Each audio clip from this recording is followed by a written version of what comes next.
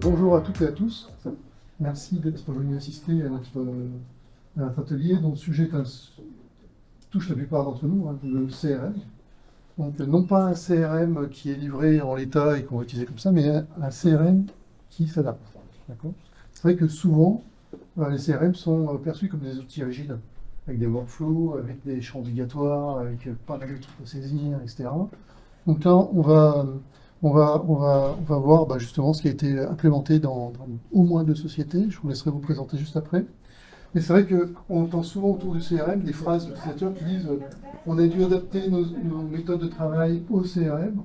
Ça aurait plutôt dû être l'inverse.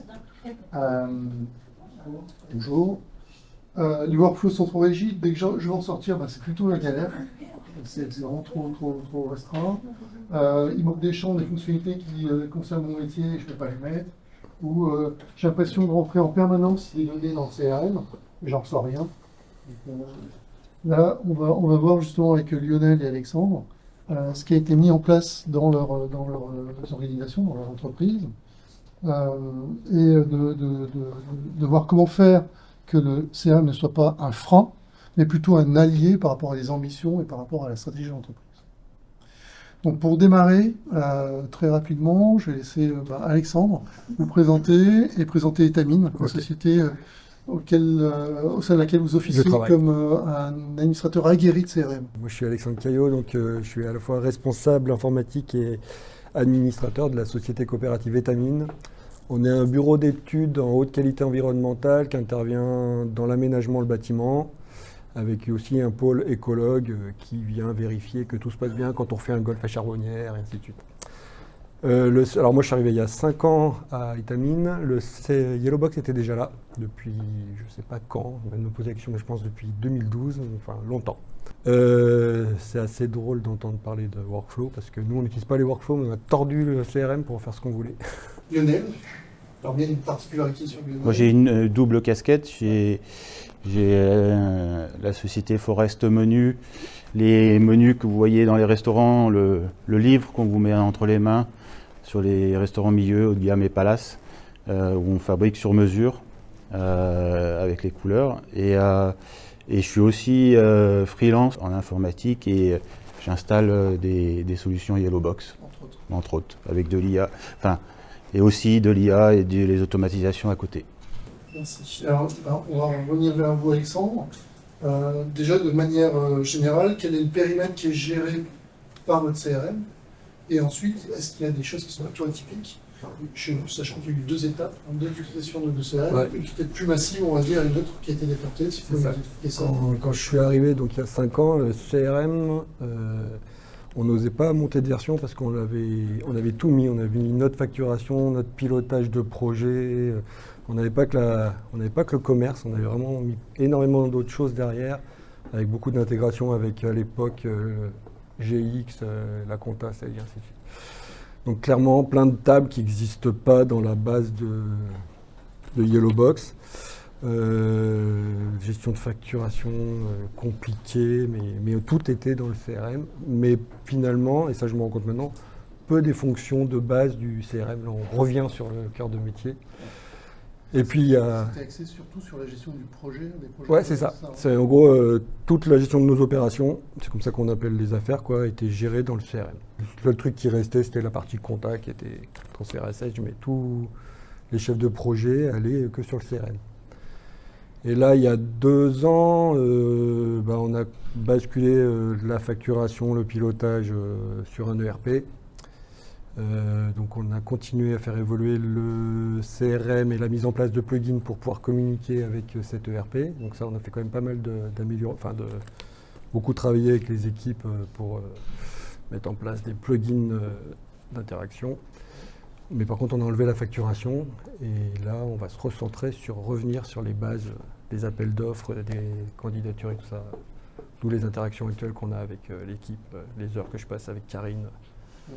Pour savoir ce que fait en vrai Yellowbox au départ.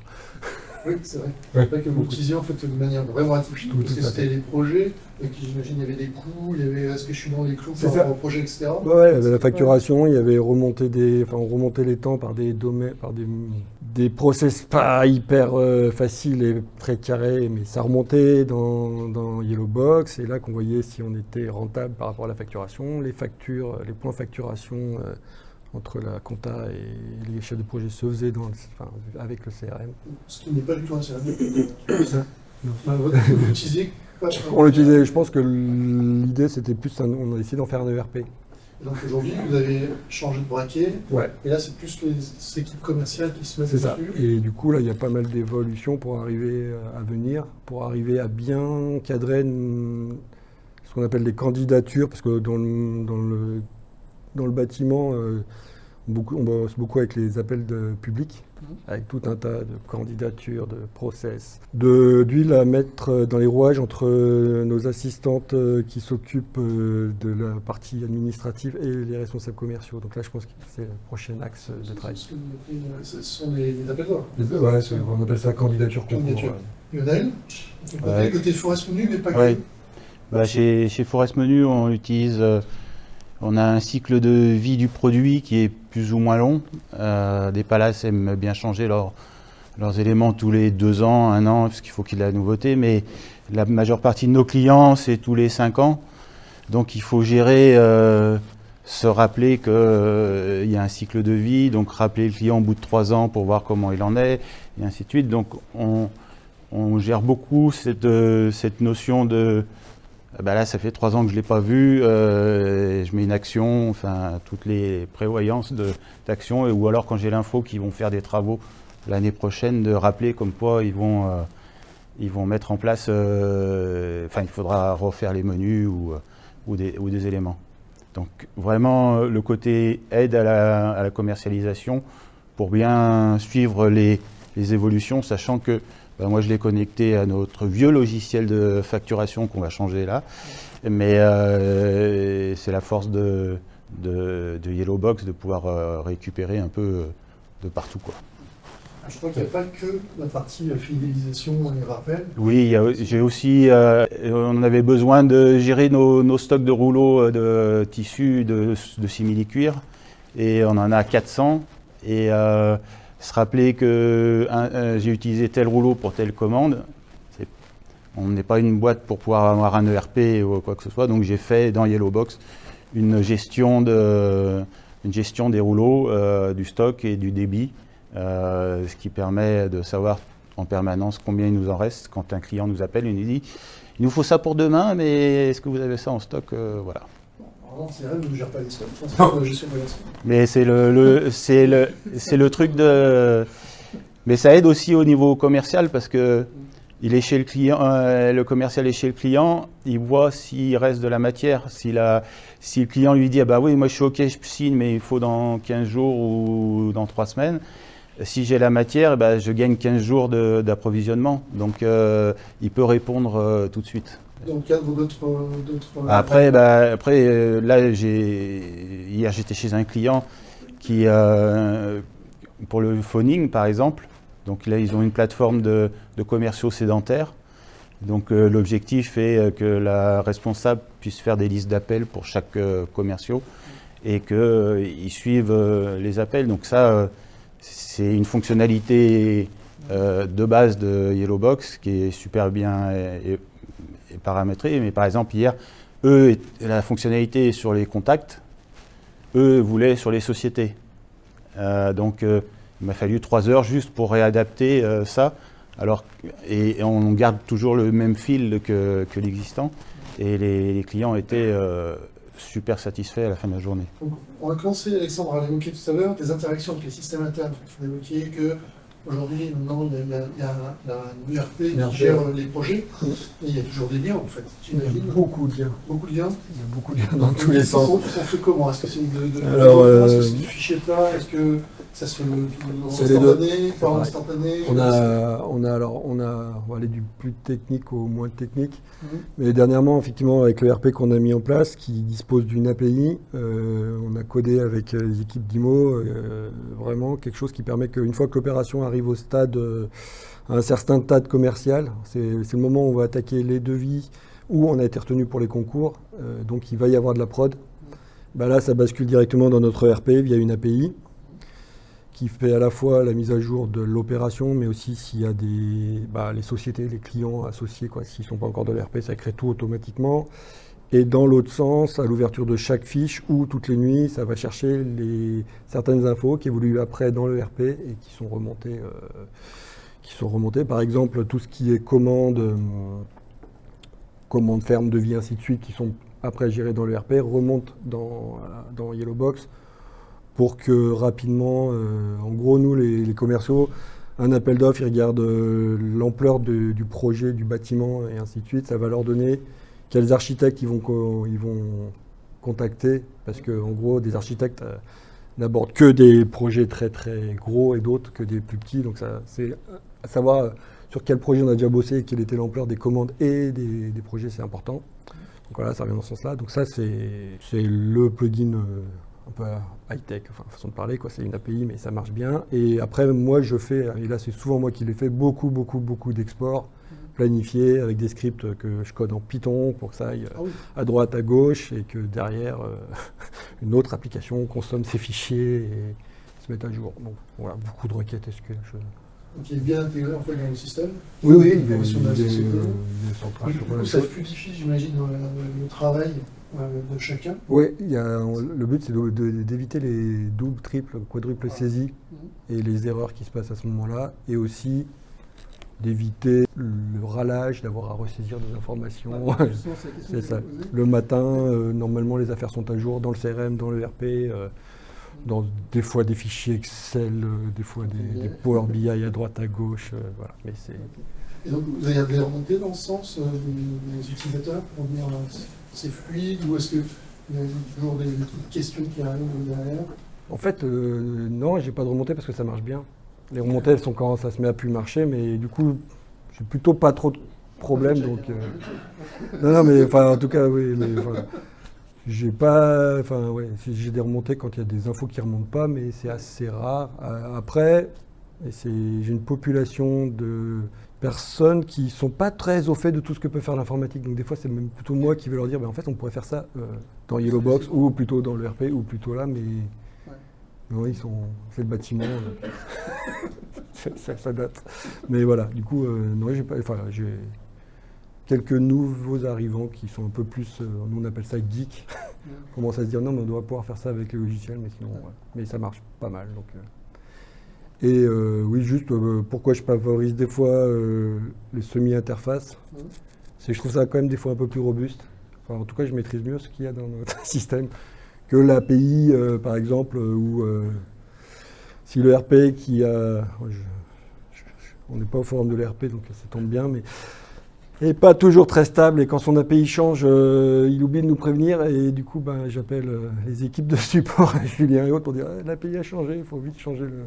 Donc les demi-interfaces, ça permet d'éviter ça, quoi. Ok. Même question de ton côté. Sur Forest Menu, comme nous, c'est un vieil outil, c'est via des fichiers plats, donc chaque nuit et chaque midi, pour remonter l'info de la facturation des commandes dans Yellowbox. Et autrement, chez d'autres clients, j'ai souvent l'API, mais partiellement, encore une fois. On se limite sur l'API sur vraiment les choses où on a besoin d'une mise à jour immédiate. Sinon, je privilégie des fichiers plats texte, parce qu'en effet, l'administrateur de Yellow en interne avec des fichiers plats, il y a un champ supplémentaire à ajouter. Il en a pour 5 minutes à le faire, alors que l'API, c'est un peu plus haut de gamme. Voilà. Sinon, je sais que chez certains clients, tu vas broder un peu avec de l'IA, des choses comme ça. Par exemple, je fais appel avec N8N ou des choses comme ça. Donc N8N, c'est un logiciel d'automatisation. Donc, mais un développeur informatique peut faire la même chose. N8N permet de le faire pour un non-développeur. Par exemple, j'ouvre dans Yellowbox, j'ouvre une fiche depuis la société, j'interroge la base Sirène et je mets à l'utilisateur qu'est-ce qu'il y a dans la base Yellow, qu'est-ce qu'il y a dans la base Sirène et quelles sont les propositions de changement. Donc ça évite de faire du changement manuel, quoi. En 30 secondes, il peut mettre à jour une fiche, sachant que dans Yellow, le gros avantage, c'est à la création de la fiche, on a quand même déjà le module Sirène qui permet de créer les fiches avec tous les éléments actuels. C'est vrai qu'avec la facturation électronique qui arrive, la standardisation de toutes ces données aide beaucoup. Et puis autrement, j'envoie aussi sur une IA locale des éléments de commande pour savoir un peu la tendance. Et donc dire au commercial, mets en avant ça pour ce client-là. On l'a à peu près abordé, mais pas jusqu'au bout, par rapport aux demandes des utilisateurs. C'est-à-dire qu'en fait, un CRM, ça vit. Il est livré une première fois, mais ça, on sait tous, c'est jamais fini. Côté stratégie de l'entreprise, on peut attaquer de nouveaux marchés, on peut avoir de nouveaux besoins. Donc du coup, le CRM doit s'adapter. Derrière, comment est-ce que vous gérez les demandes? D'où est-ce qu'elles viennent? Et comment est-ce que vous les gérez? Vous gérez vous, pas vous, en partie, etc. Ouais, du coup, moi, la plupart des demandes autour de Yellowbox ou du pilotage viennent d'une autre direction commerciale, donc qui regroupe tous les commerciaux qui échangent régulièrement et du coup qui peuvent avoir des demandes de réorganisation. Nous, on fonctionne avec ce qu'on appelle les domaines d'activité stratégique, c'est quelque chose qui bouge beaucoup, donc des fois, il faut les réorganiser. Il y a aussi, dernièrement, on a voulu revoir comment classifier nos sociétés, donc voilà le genre de demande qui arrive. Dernièrement, on avait des fiches candidatures et des fiches concours qu'on a fusionnées, enfin le genre de demande qui arrive. Moi, on dispose d'une TMA auprès de DIMO, mais d'abord, je fais toujours précise. Pardon, juste TMA, tu m'en dis ce que c'est? Maintenance applicative. Oui. Non. Oui. Non. Non. Oui. Non. Donc là, je vous laisse. En gros, un nombre de jours commandés dans l'année où je peux appeler, pas pour du support incident sur le produit, mais pour demander des évolutions, des petites ou grosses évolutions. Moi, je m'en sers pas mal pour avoir du conseil. Parce que du coup, voilà, mon process, c'est je regarde. Alors, quand je suis arrivé il y a 5 ans, la première chose qui a été faite dans les 3 mois, c'est que j'ai suivi la formation d'administration. Je viens de l'informatique, je suis très à l'aise avec le SQL, donc voilà, il y a tout ça qui aide.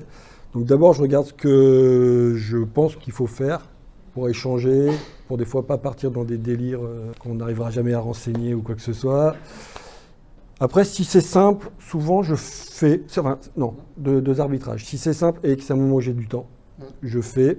Si c'est plus complexe, des fois je fais et je demande à l'équipe, j'envoie mes requêtes en disant est-ce que c'est bon, est-ce que c'est optimisable. Ça, c'est un premier échange. Puis des fois, sur d'autres aspects, les plugins, quand on a mis les plugins en place ou des choses plus lourdes, plus longues, je passe par la TMA. Comme hier, j'ai eu un appel pris sur la TMA pour rebalayer toutes les possibilités offertes par Yellowbox dans le cadre d'une évolution qui ne m'est pas tellement demandée, mais que je veux pousser auprès de... en gros, parce que comme je suis aussi administrateur de la SCOP, je sais tout ce qui se passe, les problèmes. Donc, je sais là où il faut mettre de l'huile dans les rouages. Donc, c'est aussi une autre façon de procéder. Leur rappeler ce que peuvent faire les outils qu'on a, quoi. Et puis pour les incidents, purs incidents, on a un système de tickets. Ça, c'est le support classique. Et après, du coup, jamais. Mais souvent, c'est de l'interface chaise clavier, mais j'interviens pour aider à donner de l'info. Et puis, soit je corrige, soit des fois, il y a des tout petits bugs que je remonte. Et puis, j'espère que ça soit corrigé vite, quoi. Donc, Lionel, nous, chez Forest Menu, on n'est pas beaucoup, on est 6, donc l'échange de remontée d'utilisateurs est assez rapide. Mon conseil, souvent, quand je suis chez les clients, c'est leur dire, parce que souvent, moi, j'ai affaire à l'administrateur, c'est leur dire, ayez une session administrateur et une session utilisateur. Pour que quand vous utilisez au quotidien, vous soyez en utilisateur, et pas qu'il y ait quelqu'un qui vienne dans votre bureau en disant « tu pourrais me faire ça comme amélioration » et qui sache qu'on peut le faire en 2 minutes. Mais je leur dis, il faut d'abord valider que c'est un intérêt pour tout le monde. Parce que chacun se dit « ah moi j'aimerais mieux le champ ici, j'aimerais mieux ça », ainsi de suite. Donc c'est de faire un système de validation que l'intérêt pour tous les utilisateurs pour un changement. Parce que c'est important, parce que souvent on voit mon cas, mais pas le cas du voisin. Voilà. C'est important, comme tu le dis, hein, de pouvoir fédérer et de dire ça, ok, je vais le prendre parce que c'est un impact commun. Ça va mettre en porte-à-faux d'autres processus. Oui, mais c'est super important dans l'adhésion parce que des gens se disent si ça change tous les jours les écrans, les utilisateurs n'aiment pas. Et si ça en font perdre du temps, encore moins. Voilà. Alors, par contre, comme tu viens de le dire, c'est un processus d'adhésion. C'est-à-dire qu'on se rend compte que souvent, s'il y a des demandes d'utilisateurs qui sont faites en interne, sur des produits qui sont plutôt standards, et qu'ils disent, tiens, ça serait bien d'avoir, je sais pas, on va dire qu'on va faire, on vend des CRM, par un exemple, comme ça plus au hasard. Donc on a besoin de connaître le nombre de commerciaux qui sont dans les entreprises. Donc, le champ n'est pas en actif comme ça. Et si je suis commercial et que j'ai besoin de cette info, je la remonte à l'administrateur du CRM, et qu'en fait, il n'y a rien qui est fait, ça ne peut pas bouger, il va se dire, ça me sert à rien. Alors que si derrière, il voit qu'il y a de la réaction, et que sa demande a été prise en compte, et que les quelques jours après, il peut saisir et commencer à travailler avec cette donnée-là, ça le met en valeur en plus, parce qu'il se dit, ça c'est moi qui l'ai demandé, j'en ai besoin, ça me sert, et il m'écoute, quelque part. Bon, je ne veux pas dire oui à tout, comme tu l'as dit tout à l'heure, parce qu'il y a des choses qui peuvent s'entrechoquer. Et ça permet d'impliquer les utilisateurs, ils ne sont pas seulement utilisateurs, ils sont aussi acteurs du contenu de leur base. Et l'administrateur est là pour orchestrer tout ça et faire que ça soit harmonieux et pas un truc chaotique où il y a tout et n'importe quoi qui est aligné n'importe comment. C'était pas le mot de la fin. Une dernière question, est-ce qu'il y a des évolutions qui sont prévues que vous allez porter bientôt? Oui, du coup, il y a toute la mise en place du processus de candidature concours, alors principalement candidature, qui va consister à beaucoup plus utiliser tout ce qui est génération de documents automatiques pour créer des dossiers et que ça parte propre. Donc en gros, on a déjà mis dans Yellowbox notre gestion de références et de CV, parce que c'est très lié. Et l'idée, c'est de relier ça au processus candidature pour que le commercial puisse dire, puisse facilement trouver les opérations similaires faites et du coup trouver les architectes qu'il a envie lui de solliciter pour qu'automatiquement ça crée ce qu'on appelle les candidatures, donc en phase sollicitation. Et là, je pense qu'on a vraiment un gros gain à avoir. Il y a plein de documents que les assistantes copie-colle font à la main, qui peuvent, à mon avis, se gérer en automatique. Et en fait, en plus, en sélectionnant ces opérations, on va tout de suite avoir les références associées à certaines opérations et les CV. Et en gros, dans un dossier, les références, les CV seront en automatique. Donc là, il y a à mon avis un gros gain, c'est le prochain. En gros, j'ai des jours de TMA à consommer jusqu'en juin, ça va être l'objectif de les consommer intelligemment là-dessus.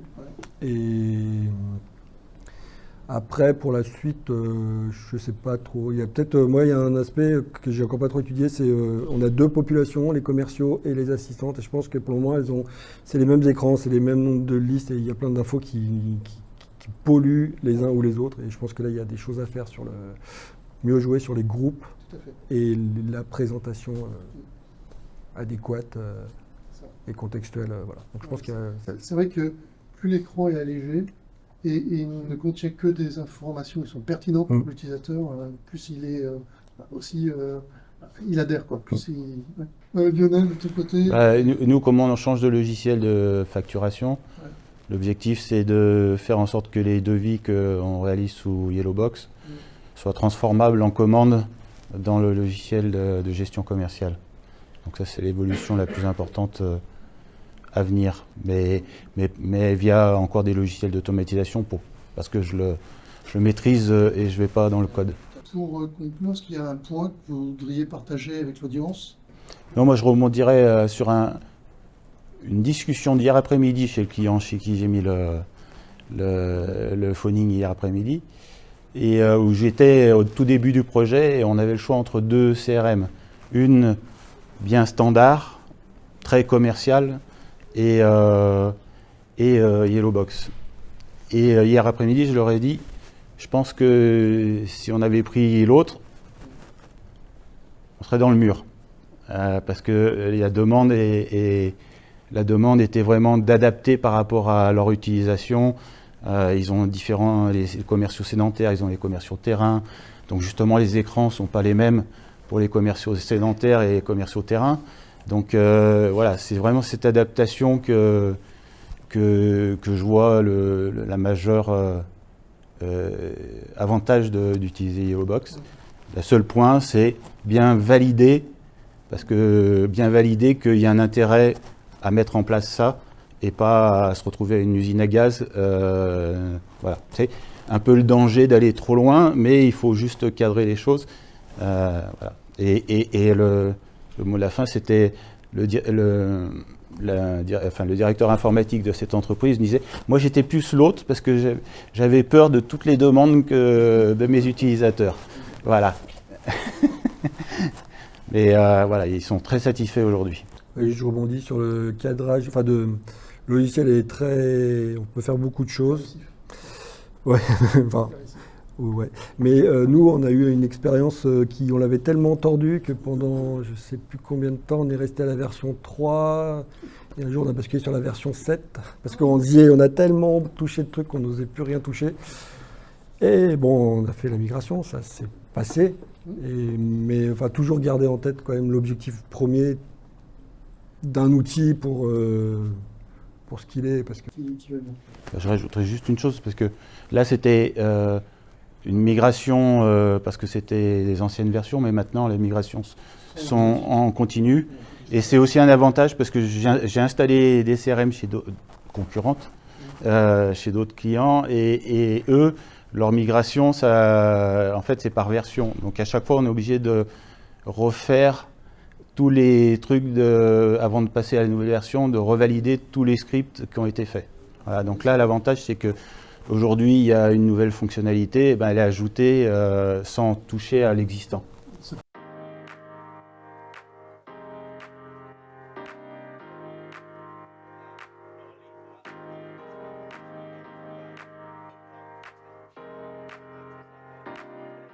C'est du coup un plugin qui a été codé dans Yellowbox et qui interroge l'API de l'ERP. Julien Dodimo a eu du travail côté Yellowbox pour créer le plugin qui interroge l'API,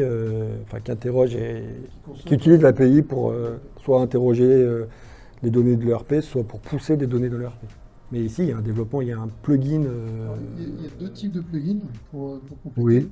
Il y a des plugins qui sont éditeurs. Si on veut se connecter à Google Maps, on va se connecter à Spigao, à Corporama, voilà, c'est des outils tiers en fait, avec lesquels on a fait un plugin. Comme vous l'avez dit tous les deux, hein, c'est-à-dire qu'on peut créer des champs, des tables, on peut tout faire dans la Yellowbox. Donc, c'est-à-dire qu'un plugin standard ne peut pas marcher tout de suite. Parce qu'en fait, on peut dire, moi je veux mettre à jour non pas des sociétés, mais une table que j'ai appelée par exemple partenaire. Je sais pas quoi. Donc, du coup, le plugin existe, mais il y a juste une table de correspondance à faire pour dire le champ de la réseau social correspond chez le tiers, en fait, il correspond à telle table, tel champ dans Yellow. C'est simplement ça à faire. Les données d'authentification et de connexion et le mapping, en fait, la table de correspondance entre les champs que j'utilise dans mon appli Yellow et les champs qui sont de l'autre côté dans l'ERP ou dans. Alors, on n'a pas fait des plugins avec la planète. Donc effectivement, via la TMA, on est de même. On a des personnes qui ne sont pas au niveau du développement du cœur du produit, mais qui sont au centre de service et qui sont à même de créer des plugins par rapport à n'importe quel éditeur. On fait du Jamspot, on fait je crois, j'en ai plein quoi. Dès lors que vous avez une application, que ce soit un ERP ou autre chose, qui a une API, on sait la consommer. Et on vous fait un plugin sur mesure.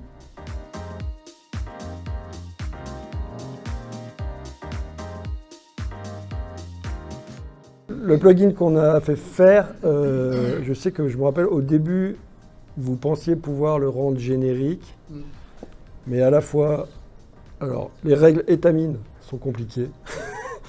Le RP de l'autre côté n'est pas très souple et on l'a tordu. Donc le plugin était pas. Enfin, je vous l'avais dit dès le début, on dit que ça sera très spécifique et très compliqué à rendre générique. Et du coup, on a décidé de le mettre sur la TMA en fait. En gros, même quand il y a une évolution, une correction, mais c'est un choix d'étamine de dire c'est sur la TMA. Pourquoi j'ai demandé le code?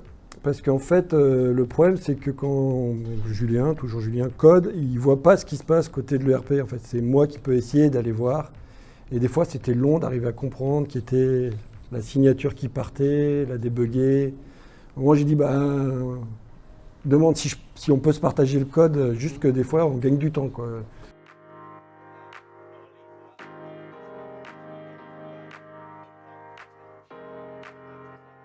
Ah non, moi je suis pas indépendant, mais moi je peux lire le code et dire à Julien, je pense que le bug il est là, ou je veux la signature de ce qui se passe là. C'est juste parce que ça me permet de gagner du temps, quoi. On a certains clients qui codent eux-mêmes. Ouais. Pour les techniciens, on a un Swagger. Donc vous pouvez le consulter. Chez le client chez qui j'étais et qui est hier, leur ERP est connecté à Yellowbox et c'est leur prestataire de l'ERP qui a développé l'API. En fait, ça dépend un peu. Là, l'ERP était existant, donc les données étaient bien maîtrisées par leur prestataire. Donc, on a préféré donner l'API à développer à eux plutôt que l'inverse. Ouais, nous, on aurait pu aussi le faire dans les deux sens. Et là, le choix, il a été que côté de l'ERP, dès qu'on leur demande un nouveau champ, c'est des tarifs exorbitants. Et du coup, demander à Dimo de nous coder le plugin dans l'autre sens, c'était plus intéressant.